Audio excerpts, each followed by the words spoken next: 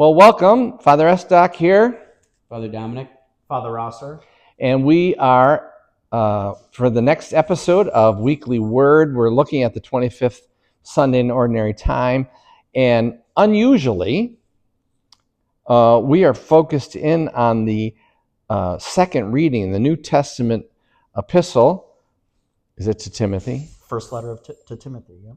And the encouragement to pray for our leaders, to pray for those who are given the burden of authority in the civil society, and that our job is to pray for them and to, I think it ends with, to raise your hands in prayer without anger and without argument. Without anger and argument.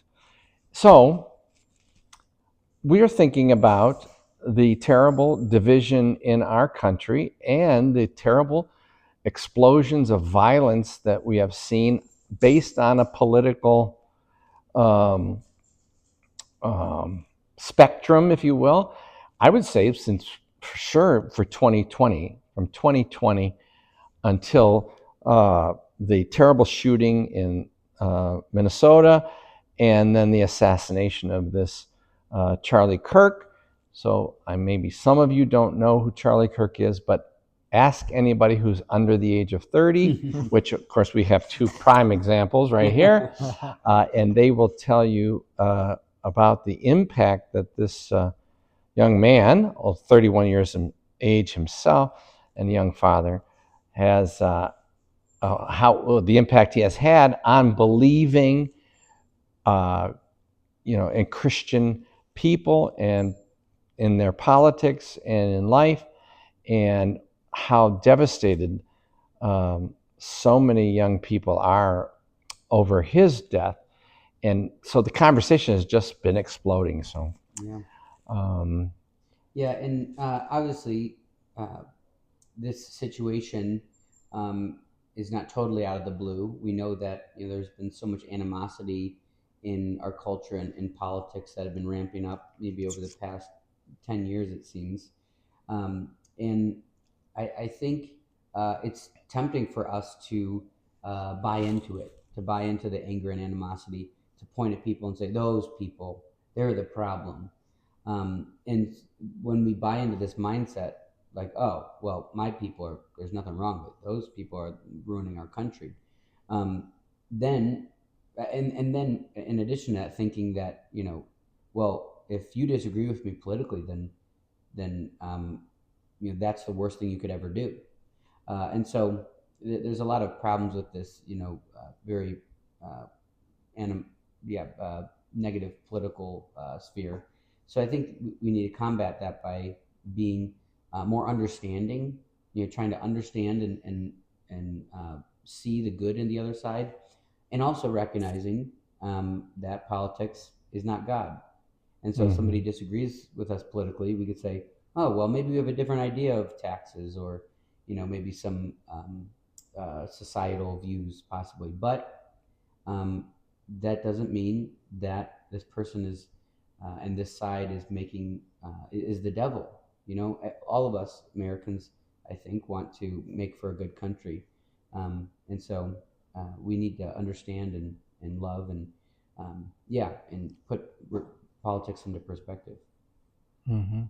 Yeah, so it does seem to me, and again, I don't want to be identifying with a political stance, but the virtue, if he had one, of this Charlie Kirk was that he, at least in his own eyes and the eyes of many people, he was a dedicated, almost an apostle of debate.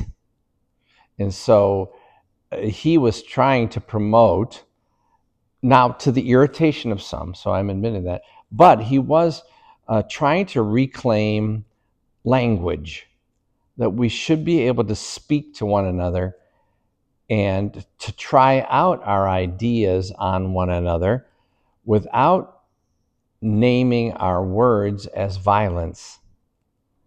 And so that was particularly irritating to some people.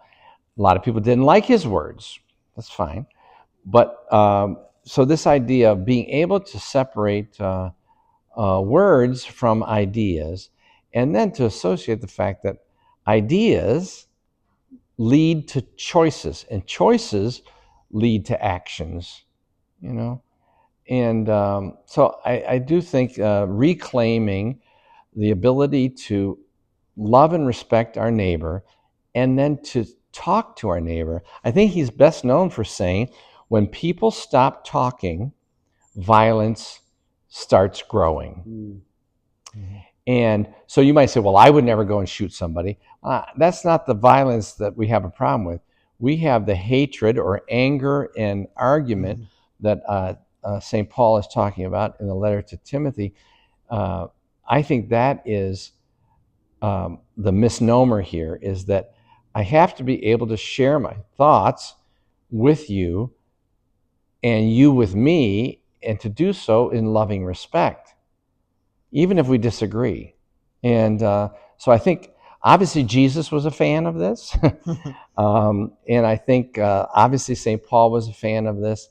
And it seems to me that sane people throughout the history of our country have been dedicated to this free speech and the marketplace of ideas, I think is what we call it. So maybe our Catholic faith could be lived out in an impressive way by dedicating. So I would say in your own, I don't know, Father Kyle, do you want to say something?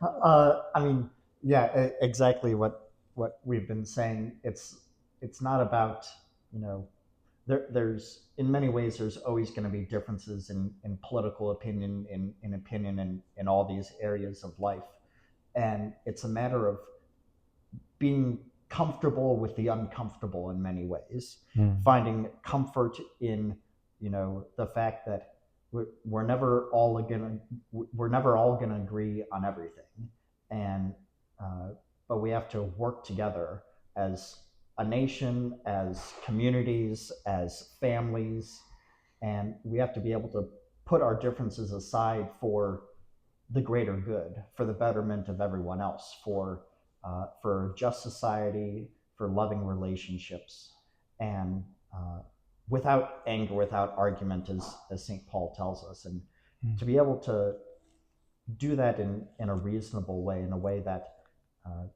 brings greater peace, not just outside, but also internally, inner peace and inner calm as well in those circumstances. Yeah, and what I was just saying is that I think in our family, in our church, this notion, I think is true. The dictum, when we stop talking to one another, then we start violence against one another. We separate. That's what sin is. And so I would challenge you, and I challenge myself, to say to our family members, you know, how many of people in your family or in your parish or in your neighborhood or in your workplace have you decided you're not talking to them? Mm-hmm. Because I'm just, what do you say? It's uncomfortable. Or I'm offended by what they say to me, or, you know, they're a hater, or I don't know, all this other stuff that it's ruining the family. You know, I've had my own family, and I know a lot of you have it in your families. We have got to stop giving in to this notion that we don't have to talk to people that we disagree with, and can still say that we're loving them. No, that it's just not true. Yeah, in my opinion. Yeah, I have a cousin who is a proclaimed anarchist, and at a family party, I was fascinated. I'm like, what does that even mean? And he was telling me, I'm like, wow, okay, all right. And I realized it wasn't as crazy as I would have expected, but it's still a little out there.